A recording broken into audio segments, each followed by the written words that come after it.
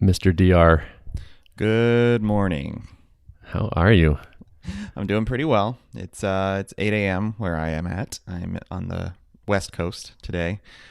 Feeling a little bit scratchy from the poor air quality out here. Oh, yeah. That's a little rough. We joked about the wildfires a little bit last time. Yeah. Yep. Well, it's been a week, so I've forgotten everything because that's what I do. Yeah. Of course. But yeah, there's no fires near me, but it's the Central Valley, so it's kind of just pools in this part of the state.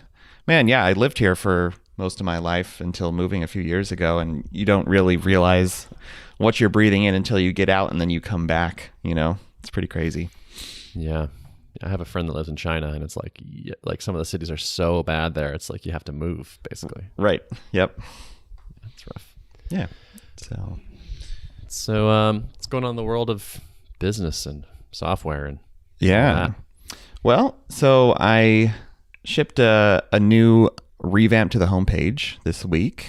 Got some love on Twitter for that. I saw the screenshot, but I didn't know you actually shipped it live. Yeah, so I teased it, and then probably in hindsight, it would have been better to just screenshot it after I pushed it live. I was just thinking about seeing the spike of traffic come in after people kind of sharing it around, and when they hit the website, of course, they see the old one, and that's not what that's ideally not what I wanted.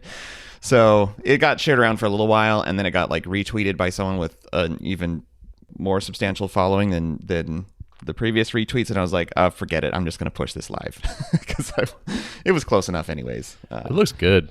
Looks so good, dude. Yeah. Also, it seems like there's a future promise in here. Yeah.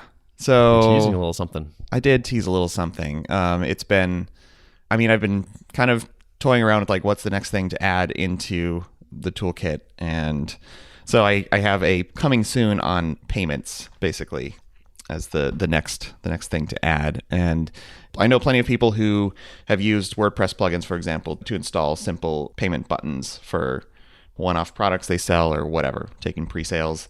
This is kind of analogous to that, and I think the value delivery is pretty clear since you can kind of translate it to dollars. So I like that aspect of it. Still planning to do another round of kind of customer development calls, which I'm kind of entering into that phase now, coming out of my stint of feature development from the past couple of weeks. So yeah, there's still more for me to learn and stuff, but I feel at least confident enough to tease it, that could be the next thing. Yeah, it seems interesting. I mean, you and I have talked for sure in the past about how there is still a pretty big gap between you have Stripe and you want to charge money, and there's actually quite a bit of work in between those things. Even though Stripe is great, it's and I could see, especially if you have a static site, it's even greater. Mm-hmm.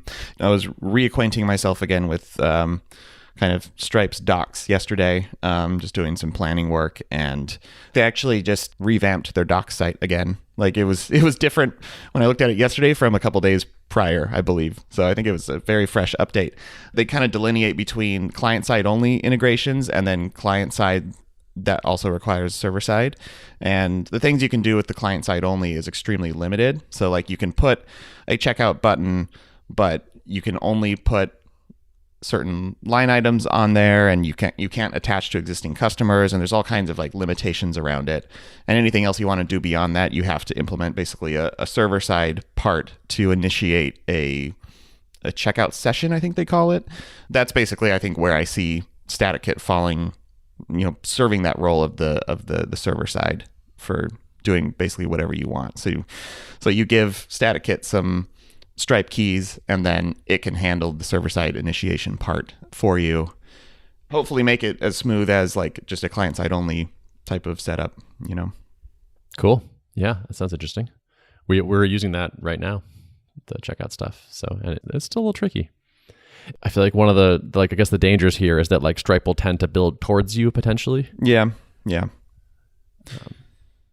it'll be interesting to see if there's a lasting kind of gap there that you can make more seamless. Mm-hmm. I think another interesting part of this too is, kind of doubling down on the declarative configuration thing that I have. So I've been kind of prototyping what the setting up products side of it might look like. So I think Stripe has their API. You can make API calls to create products, and you can click around in their dashboard to create products. But kind of in line with the way StaticKit's configured, I'm looking at like being able to put a payments object in your configuration and say, under my this account, I want these products with these SKUs with these prices. And anytime I deploy, it just ensures that what's in Stripe matches what's in my config file. And then I can, wire things up by the identifier that I use in my config file. So if I call this blue t-shirt, then I can just say this is a checkout button for blue t-shirt, and I don't have to worry about taking the raw product IDs out of Stripe. So just kind of a convenience layer that kind of marries the part that declares like what products should exist in Stripe, and then on the client side, what things should be attached to those products. Are you expecting that this is sort of like an e-commerce thing as opposed to like a Stripe or like a SaaS pricing page kind of thing? No, I don't think so. I mean, it's still kind of a generic convenience layer for wiring up. If you're building a full e-commerce site, you probably don't want to do all this manually. There's better platforms to do that. There's Shopify and WooCommerce and all those. And then there's, I think there are some specific products in the static site realm that are kind of geared towards building out a whole like e-commerce setup. So this is, I think, more for, kind of one-off sales or kicking off subscriptions, for SaaS marketing sites or something. Mm-hmm. Cool. Do you feel good having a sort of next thing to shoot for? I think so. Yeah. I'm eager to have more conversations with folks because I've felt like a little bit in, lacking that the last couple of weeks. And so I think that'll help out as well. So yeah, I'll put out a call on here too. If you're building, static sites, work with static sites, I want to talk to you. And I have a Calendly link. I can link it up in the show notes, 20-minute chat, and it helps me out a ton. So yeah, I've emailed the lists, put out the call on Twitter, and getting some calls booked. So great. Nice. Yeah. Cool. What's new with you? We just announced a feature. We actually shipped it a day or two ago, but we just announced it, which is something people have asked us for a good amount. So I'm pretty excited about, which is the ability to start a Tuple session without sharing your screen. So you can start it if you want just audio or audio plus webcam. And then you can add or remove, either side can add or remove their screen at will, which I'm pretty psyched about. I think it actually increases the utility quite a bit. Are you expecting people to kind of start using it for just like one-off audio chats and stuff and not necessarily pairing? They might. I can't stop them. Mm-hmm. The best pitch for this to me was like, sometimes you start a pairing session or you're going to pair with someone, but you don't know who's going to drive yet.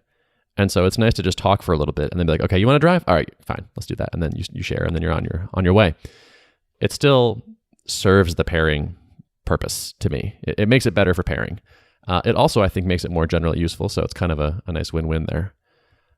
But we sort of backed into it from the pairing direction, I think. Mm-hmm. Mm-hmm. Yeah, I can see that reducing kind of the decision-making required up front. Like you don't have to decide whose screen is going to be the dominant one from the get-go. Makes sense. And then while you're pairing, you might say like, oh, you want to take 5 minutes and just like take a break? You don't want to disconnect the call, but you want to check your email or something. And so you can stop the screen sharing and do something, look at your texts or whatever. So that's cool. That just announced it this morning. I'm curious to see if it does like what it does for usage and also just generally kind of like product market fit, I suppose. It definitely is a more of a step towards the, we're slightly more generic communication tool, which has its pros and cons. It's just like, it's kind of a different thing, but no intention of changing the positioning just yet. It was a surprisingly hard lift, or perhaps surprising, depends, because it was one of those like core assumptions that was baked into the app. There's a screen. There's always a screen. And, someone will always start off by sharing the screen. And it's just like, oh, guess what? One of your core assumptions has been upended. Yeah. Yeah. Well, in like the drip days, you often involved like untangling a bunch of data model or something, which I take it it's not quite the same for you, but more like client-side code integration that expects a screen to be there or something. Yeah. I mean, I don't even fully know because I'm not in it. but I know it was kind of hard. And I think actually, so I've been thinking about this. I think it's actually fine. Like to me, that's not even a symptom of like something went wrong or like we did the wrong thing, because that assumption made the earlier work easier. Yeah. And so I think it actually kind of makes sense. Like, yeah, we're like hard coding in some assumptions because it makes this easier. If we succeed and want more flexibility later, we will pay a price down the road. But now we can pay that price because we can sort of see that it's worth it, versus building the flexibility in from the start, which is very tempting, especially as a programmer. Like, oh, what if I want to make this just a generic thing that can connect to any sort of things? Like, it's this, I feel like this is a classic programmer trap. It's nice to sort of realize like what you don't have to build and how you can save time until you have more time and more proof that it's worth doing it, the more generic way. Yeah, so that makes a lot of sense. I actually did a couple calls with it yesterday with some customers, and it was like, it was a nice option to have. It was nice to just be like, I'm going to start with the audio only, and like, oh, like we're chatting for a little bit, let me turn on my webcam. And so they did that, and like it was good to have sort of unbundled sets of these communication primitives. Mm-hmm, mm-hmm. You have audio only mode, then webcam only mode, and then screen sharing. Do you have 3? Those 3 are independent, yeah. So you can have audio or be muted. You can have a webcam or have it off, and you can have screen share or not. And like either side can like add or remove those during a call at will. And it's like I could be talking with you, and then I'm sharing my screen. I could stop. You could start sharing your screen. It might be a big deal. I'm not sure. We'll see. So I talked last week about how we had a big burst in trials.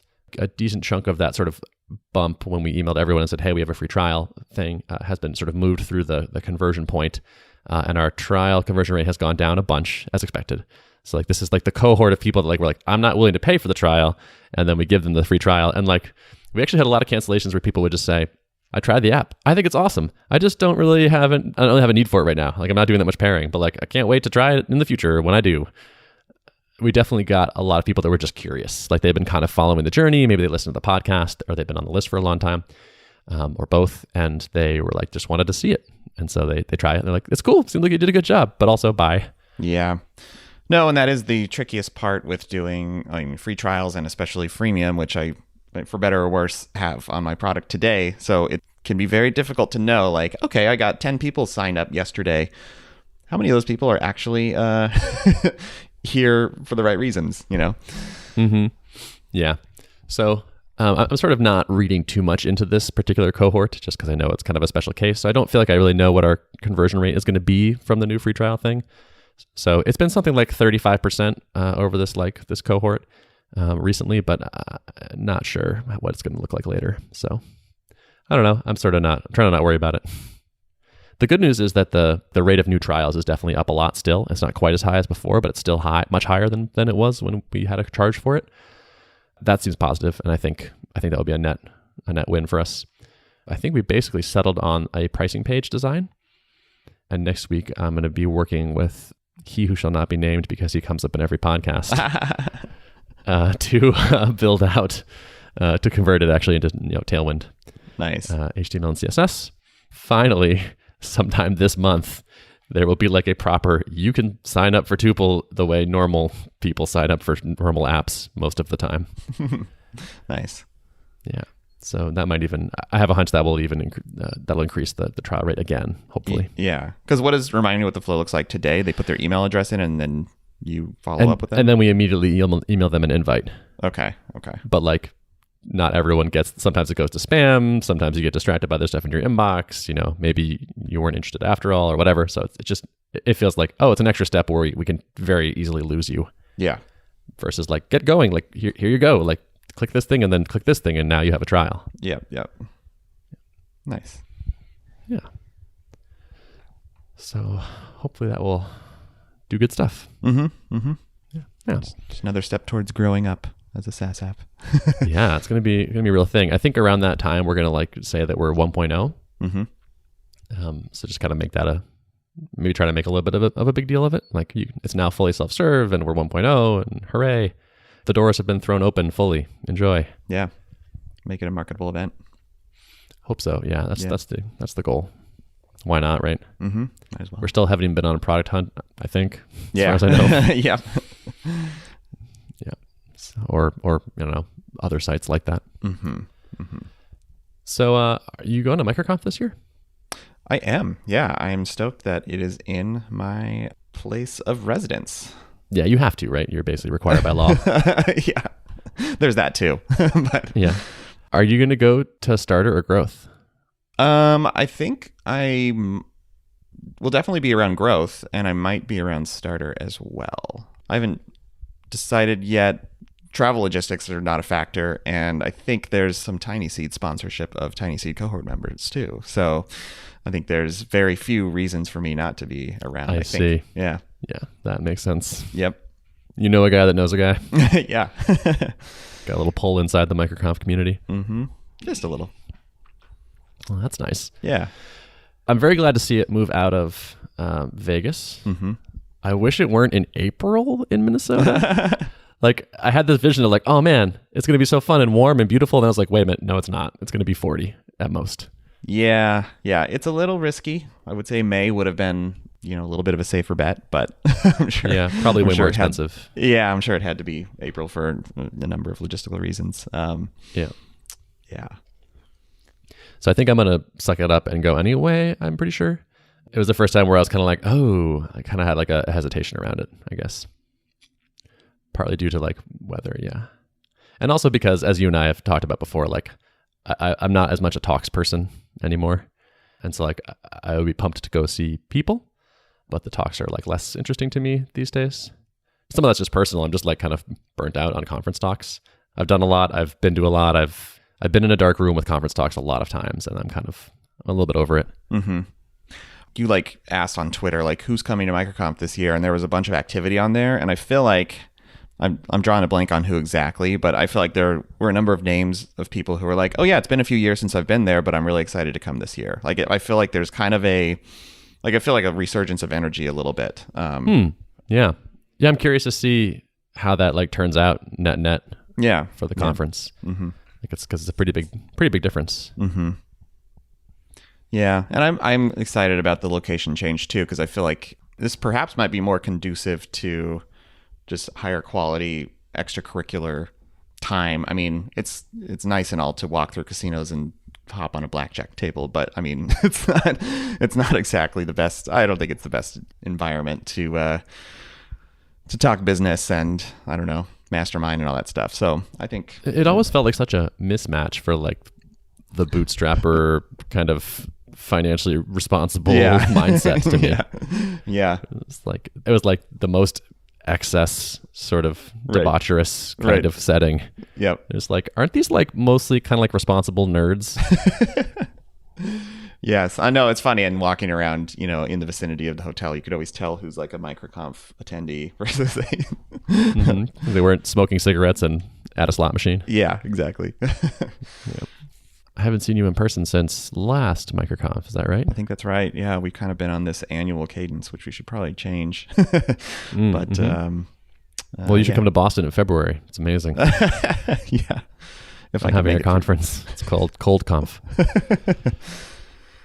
Oh man. Well, maybe it's just a short week. You want to just wrap it? Yeah. One other anecdote though. Yeah. So I upgraded my Mac to Catalina. I think Oh boy. Yeah. Maybe. Okay. Well, first take. Should I have not done that yet, or do you know anything from working? Unclear. With the low levels? As a former developer, I tend to avoid at least until there's like a 0.1 release kind of thing. Yeah. And like time for people to write blog posts and Stack Overflow articles about how to fix the common things. It was motivated by I keep getting this notice that I need to reconnect my Google account because it's where I keep my contacts, and my contacts sync up with iMessage so I can see names next to icons, right? And like this thing just wouldn't stop. So then I researched it. There was like a known problem that I believe should have been fixed, but I was on like the latest version before Catalina and it still was not fixed. So I was like, forget it. I'm tired of seeing this notice. And I like disconnected the account, and then it was like impossible to even reconnect it. So all the cached names were gone. So I had like no contacts on my machine, and there appeared to be no way to reconnect my Gmail account. So I decided to upgrade. That fixed that problem. But then actually so far I haven't had any issues, knock on wood. But in Chrome, which was my default browser just because I've been using it forever, the font rendering was jacked up for the system font. and looked, and sure enough, there's a Chromium bug that's being worked on, I think, that's just like, oh yeah, on the new operating system, it's like pulling the wrong San Francisco font, and so the letter spacing is all messed up. And I'm like, I guess too particular about design. Like every website I looked at just looked wrong, So I reluctantly tried out Firefox again, and it's like tough for a developer because you're so used to accessing dev tools and things being in a certain place. And so I was like, oh no, I'm gonna have to like relearn. If I'm really switching browsers, I'm gonna have to relearn a bunch of stuff. To my surprise, like it's been a very pleasant experience, and I feel like they improved the design a little bit. Like I mean, this is sort of superficial, but like for the longest time, I just felt like Firefox was ugly. Like I just didn't like looking at the menu bar, and like things I just didn't like to see it. I felt like Chrome was better looking, which is a terrible reason to use a browser, but I mean, it's one of the main pieces of UI. So design matters. Yeah. So I'm fine with it enough. It's still not as elegant as looking as Chrome, I don't think, but good enough. And it's been performant, and dev tools are pretty awesome, like on par with everything I have in Chrome. So, and it's nice that I'm not being tracked by Google in it anymore. So yeah, that's the other pro. It's interesting. Do you think you'll stay switched over? I think so. I think I'm going to try to. Yeah. Interesting. Probably be good for making sure your sites render in non-Chrome browsers too. Mm-hmm. Yeah. Catching little bugs. Yeah. It was always I would occasionally open it up and look at stuff, but probably not as often as I should have. So, yeah. Okay. Cool. Well, yeah, I considered doing the Catalina upgrade the other day and just held off. I was like, just a little bit nervous. But our sort of official stance is kind of that we're planning on supporting like the current Mac OS and the one before. So technically, I'm on High Sierra now, which is actually technically unsupported by me. Oh, funny. So, yeah. I had a bug the other day, and Spencer was like, well, you're on High Sierra, so I don't care. And I was like, oh, damn. That's hilarious. Okay. All right. Well, might have to upgrade to at least a Mojave. Yeah. But if I'm going to upgrade, I may as well just go all the way. Mm-hmm. Mm-hmm. I suppose. Granted, I haven't tried to run Rails on it yet, so I mean, you might want to. Oh, it's not allowed anymore. That is fully disallowed. We ran into this thing, surprise.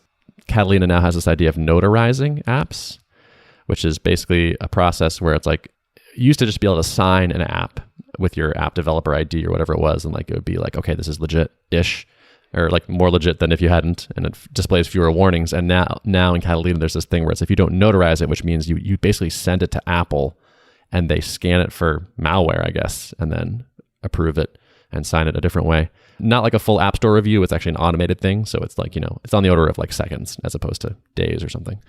But this is like not quite a new requirement, but you get all kinds of nasty errors if you don't do it and you look sketchy. So we had to change our deploy process to do this. And that was like a surprise, drop everything, spend one day on this new thing because people were like, what is this? This looks sketchy. Yeah, yeah. I've noticed there seems to be more, I think they've upped even more like security things around apps. Yes. Like I've been getting a bunch of like notifications asking me, do I want to allow different apps to do different things? Yes, I never saw before. That is also a pain for us. I bet, yeah. Which is pretty annoying. Yeah. Like the permissions requesting process is now more involved. Mm-hmm. Yep. So I'm realizing like, I think in the future, we probably should be getting on the betas and testing everything out so that we don't have this like, oh, surprise, it's in the wild now. And like, actually this affects us. We didn't realize it did, but it does. Yep. Yeah. That's the joys of software maintenance. Mm-hmm.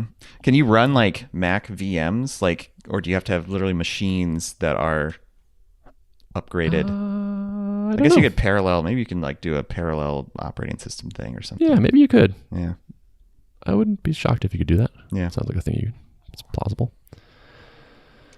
Yeah. Okay. All right. Well, should we wrap it? Let's do it. All right. Show notes can be found at artofproductpodcast.com. Thanks for listening. See ya.